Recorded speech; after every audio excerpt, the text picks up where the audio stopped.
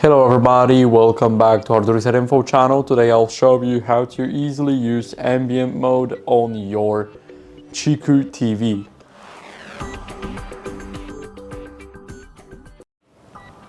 So first, let's head over to the settings. Now click all settings in the control center. Here, scroll a bit down until you guys see the system. Now go here to the ambient mode.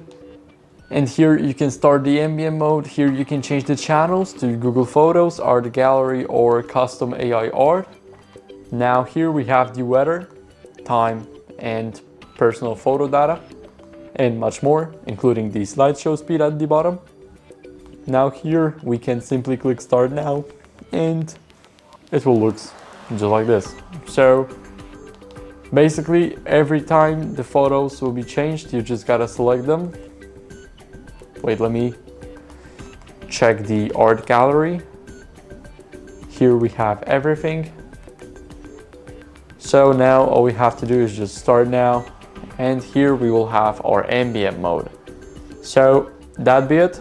Thank you guys for watching. Make sure to leave a like, subscribe, and a comment if this video helped you. Bye.